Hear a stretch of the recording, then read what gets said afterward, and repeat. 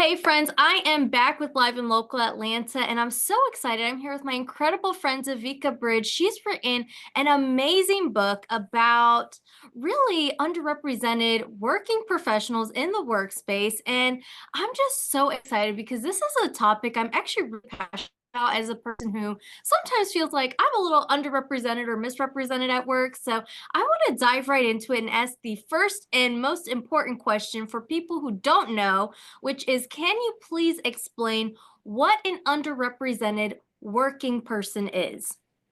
Yes, so it can mean various things, and corporations also define what underrepresented looks like in the workplaces very differently as well. When I say I work with underrepresented individuals, again, it could be so many different demographics, but our company is specifically referring to people of color, first and second generation immigrants, and women as well. Absolutely. And I'm in all of that. Same.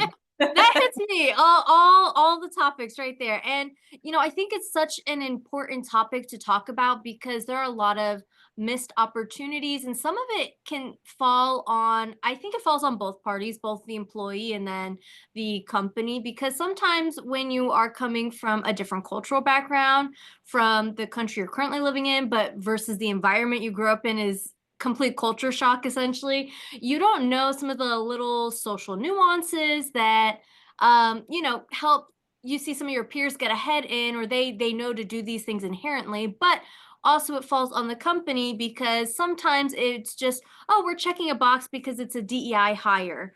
So I think it's really important to have this type of a conversation. And I want to ask you a little bit about, obviously I'm sure some of the inspiration was your own personal experience, but what was the inspiration behind getting your thoughts into words on a book? Yeah. So being an author wasn't something I had planned on. Even being a business owner wasn't something I had envisioned for myself. My background was in tech. I worked at really large corporations, highly competitive, like Google, LinkedIn, and other global companies. And although my experience there was good, it was equally challenging. And not only for myself, but I looked at all my different peers who mostly were people of color, that I'm referring to in this conversation. But we were the hardest working. We, were meeting the bar, exceeding the bar, but it was really difficult to get opportunities sometimes compared to our peers who were not underrepresented. And I started to think about that a little bit more proactively. And I started to create these different frameworks that eventually did help me accelerate in my career, but also equating for the lived experiences and the challenges around self-advocacy, or bringing culture and my upbringing and both professional and personal lived experiences into the workplace. I started to have more conversations around that, think about frameworks for myself, and it helped me accelerate in my career. And so a couple of years ago, I left corporate America. I started my own learning and development firm called Bridge the Gap Consulting. And, basically all of the programs and workshops that we tailor for underrepresented professionals in corporate America, I put it into a book. And really the logic there is there are several career advancement books in the market, but I think that what was missing was a book that was the tangible solutions and the tools that were, you know, easily applicable, no matter what industry, no matter what geography you lived in, no matter what your seniority was. And so that's what I looked to create through Thrive in Color. And that was something that we're able to accomplish. And now, it's available, but a lot of corporations have implemented it into their talent development method to be able to grow their underrepresented talent, but also the peers and leaders that are not underrepresented, they're reading this book to get a sense of the specific experiences and how they can best support their peers and those that they lead in corporate America as well. Absolutely. And I think that's so incredible. You talk a little bit about kind of your own personal journey, and you mentioned the word roadmap, which I know is kind of a key word here. And I think it's really incredible that you were able to point, just again from your personal experience, just from taking a look at what other people are doing, what some, I guess, stops along the journey are when it comes to um advancing yourself and uplifting yourself in the workspace. And you mentioned the word advocacy. Do you feel, how do you feel you grew your own personal advocacy, or like you became an advocate for yourself? Because I can say at 30 I still struggle with being an advocate for myself and being a voice for myself, because I do believe, and I know a big part is how I grew up. It's like your work should speak for yourself. You shouldn't be braggadocious on yourself. Like your reputation should get you all the way to the very end goal, and that's not always the case. So can you talk about your journey to find your voice a little bit more? Yeah. And exactly what you said is the core challenge here, right? Being humble. If you're advocating, sometimes we have a fear as people of color, or even as women, that we're taking credit away from others' work. So it's these kind of inherent fears, whether we learned it consciously or subconsciously, that actually impacts the way that we show up in the workforce. And something that I dealt with as well. Both of my parents, I come from different cultural backgrounds, different immigrant experiences. And even though they're both different, it was the same theme, like do your best, show up, and hopefully you're noticed, and that's how you excel in your career. But then when I got to corporate America, I quickly realized that's not how it goes here. And so to answer your question, self-advocacy first starts with understanding your worth and your specific why, and like why you belong there, why you were chosen. And you have to understand that for yourself. So in the book, I introduced the concept of understanding your professional brand. It's a very sexy term and people like to say it, but it's like, well, what actually is your professional brand and how do you scale it? So I introduced what I call the KISS concept, and it's KISS stands for your cultural contributors, your interests, your strengths, and your skills. So being able to have an understanding of that for yourself, well, then you can advocate for the opportunities that you want, because you're able to tie your value to how you're driving success in an organization, and then getting the buy-in from decision makers that will help propel you. So unless you know that for yourself first, it's really going to be hard to advocate. And then the second part, which sounds very common sense, but you have to be doing your job well. You can't be a mediocre performer or someone who's not performing well. And that's okay if you're going through those seasons, because we all go through seasons where we're not the rock star at work. It's okay. But at the same time, it's like if you're advocating for yourself and advocating for what you want to see in your career, whether it's growth opportunities, whether it's compensation increases, or access to other opportunities that will help in your development, the company needs to know that you are worth that investment too, right? So you have to be doing your job well and meeting the expectation. So when you have that combination, then you're able to more effectively advocate and get what you're asking for.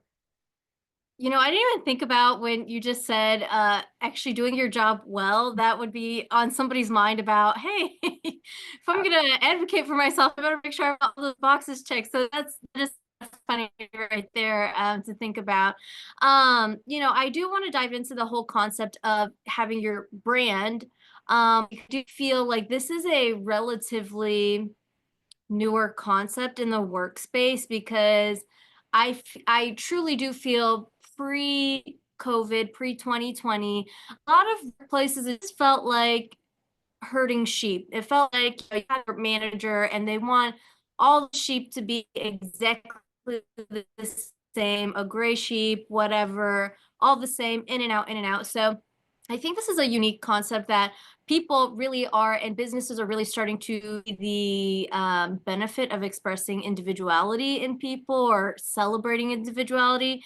And so, can you talk a little bit more about this concept for people who don't understand, especially some older generations? I know my dad is kind of reaching retirement age, and I've always envisioned when he retires, he's not going to be the dad who just retires and hangs out. He's going to always want to have something to do. So, can you talk about, especially on the older side of an employee, who they're reaching that end chapter and maybe they want to do something different, remix it up and shake things up? Can you talk about how they can create a brand for themselves, or how they present themselves when they're doing, the second chapter of work, basically? So in simple terms, when you think about your professional brand, no matter if you're a new professional or about to retire, no matter if you were super junior or very senior, every single person needs to understand, what do they want to be known for? Period. So when you're thinking about, somebody who is going into retirement, maybe transitioning or becoming an entrepreneur or transitioning industries, it relates to so many different scenarios. But you have to think, okay, in that next role, or if I'm switching industries, whatever that next is, what do I need to be known for to be taken seriously and be credible in whatever that next play is in my career? And so for some people, it might be pulling job descriptions. For some people, it might be looking at a whole new industry and what are the criteria that they're measured against. And so you have to be very thoughtful about what do I need to be known for to be successful in my next role. So for a clear example, if you are, an individual contributor, which is somebody who's working within an organization that's not a manager, but you want to move into a leadership role, you can't be known as somebody who's not invested in others.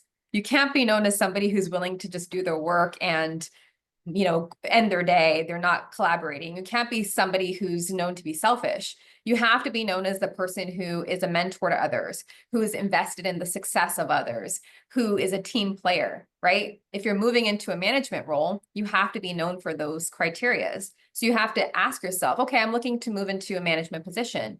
Am I seen in that light?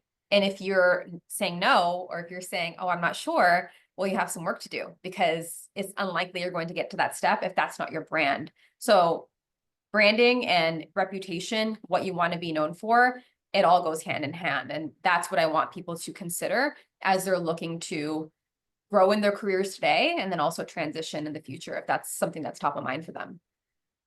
Absolutely. And I want to point something out. And we are actually just talking about this before we really got started. You're an Atlanta native, so you kind of know the Atlanta job market can sometimes feel really like oversaturated or feel very competitive on certain things. But you also have this unique perspective of you're not from the United States. So I want to hear a little bit about your mentality and your perspective on how some of these concepts may apply differently or be different based on where in the actual world are you. So can you talk a little bit about your experience from having a mindset from being from Canada versus what it may be like here in the US where it's a much more stricter or rigid workforce? I would disagree with stricter or rigid. And I say that because I have both concepts. So I am Canadian and I also am American. So I grew up in Toronto and then also in the Silicon Valley. And I've worked in both places as well. And not only worked in both places, but worked at global companies in both countries. And there are stark differences in kind of how the culture of a certain country is, or even right down to the city. But I would say what I'm seeing is commonalities between the Canadian market and the US. It's pretty much the same, even across other portions of the globe. It's a rough time right now for a lot of individuals seeking work or maybe those who have been laid off and it's taking longer for them to get back into the market. I think that's just kind of like the impact of how the market across the globe is today. But, I'm seeing the same challenge across US and Canada, equally the same. I think that, depending on the industry that you might be trying to pursue, some industries might be more successful, more prevalent in certain areas of the United States and then also Canada. But for the most part, I'm hearing kind of the common challenges across both. Absolutely. And one thing I just want to I think I want to kind of ask you about is a little bit more so in regards to when somebody is in these more competitive workspaces, I feel like that's where we start to see those toxic behaviors from the work environment, whether it comes from management or it comes from just another coworker or employee. How does somebody come up with a good exit strategy, or how do they get their foot out the door without saying, I'm going to quit and then find another job? Because we all know this is not the best way to land yourself the next opportunity. So, how does somebody get that first step started? I highlight a solid exit strategy in the book in detail, all the things that, you should consider. But I would say, there's no right or wrong answer. Sometimes people are in environments that are so toxic that it's not worth it for them to stay because it's impacting their mental health. So some people actually have to make a faster exit where other people are in positions where, they're able to look for other roles while they're, still in their current position and making that transition. I will say at all periods of time, just protect your brand. And I know that's a difficult thing to do. I worked for an organization I thought I was going to retire in. I loved it so much. It was 5 years of my life that I look back at that time in my life, and I'm so excited that I got to work at that company. I was also fired from that company by a manager who was leading in a very biased way. And I could have done all of the things. I could have blown that place up because I had a lot of examples of things that were not right. But when I took a second to think about it, I remember that this world is very small. I remember that the tech industry is even smaller, and it wasn't worth it for me to create, uh, any type of turmoil for myself as I was exiting. So I always made sure that I was represented in a great way. I left my job making sure all my I's were dotted, T's were crossed.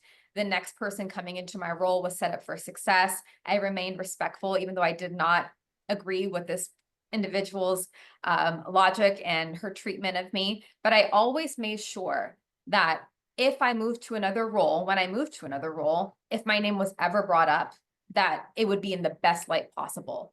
And I know that that's challenging, especially for folks who are going through really unfair circumstances. But I highlighted how I did it in the book while being terminated for very unfair and unjust causes. So hopefully it inspires somebody to think about it a little bit more thoroughly. One thing I do want to ask you about, as a professional, I've only been fired one time from just a random part-time job, but the loyalty, it just hurts so much when you're fired because you're like, wow, I was so loyal. And I want to ask you, especially hearing you say it was a woman who fired you. How did that feel? I felt like a punch to the gut. And when you talk about loyalty, I was very loyal to this company, right? Like I mentioned, I thought I would retire there. I was so invested. I truly love my job. I love my peers. I love my clients. But leadership makes a difference. And sometimes, well, most of the time, if I'm being honest, you see people put into leadership positions that really are not prepared. And they haven't done the work to be an effective leader of other individuals, and you're going to run into that into your in your career, right? There's going to be highs and lows in your career. But what I always try to instill in, my clients, the people I work with, or just even readers of the book is there are going to be challenges. Most of the time, there are things out of your control, and you can't change those things, especially overnight. But what you can always control is how you show up and what decisions you make to have peace for yourself, and also operate in a way that when your name is brought up, it's brought up in the best light possible. And I think that speaks for itself, because what I know till today, because I'm still connected into the company in different ways, but they're always like, wait, you were fired? Like I never led with that. People just thought I left by myself by the way that I operated in that time of my life, even though I was so sad and I felt like just like I was kicked in the stomach. But people are like, why would you be fired? And now they're looking at the person who fired me, who's no longer at the company either. But they're like, wow, like what a miss on her end, right? So I didn't even have to really fight for myself. I didn't have to, try to get my side out there. I think when you're operating in a way that is powerful and mature and putting yourself wellness first, the benefits of that will follow. And that's what I've been able to kind of see in my own life. And I know it's not easy. These experiences are very, very tough. But I always try to encourage people to operate in the way that's going to benefit them in the long haul versus in this temporary moment of sadness or feeling depressed or even angry. Helping them understand that there's so much more life, there's so much more career opportunities, there's so much more to come, and using those experiences that were meant for our harm to propel us forward in a better way.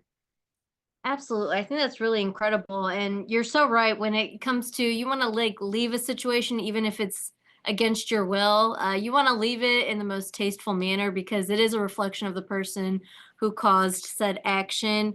I want to talk a little bit more about Thrive in Color. And I want to ask you, just so people can understand, who is this book for? And what message or what's the one thing you're most excited for readers to pull from this book? So really anybody who picks up this book is going to get actionable career advancement strategies, no matter what your background is. But I wrote it with the heart for people of color. And the reason I did that was because there's not a lot of books in the market that speak to the lived experience, but then also marry the tangible tools for them to accelerate in their professional lives and access those growth opportunities. And so my heart was to take my experiences, the experiences of my peers and what I've observed, and write about those lived experiences, write about the challenges, but also give them the tools that they can put into place. The book also comes with a workbook. So as you're reading about the strategies that I am presenting, you're actually able to take action on them.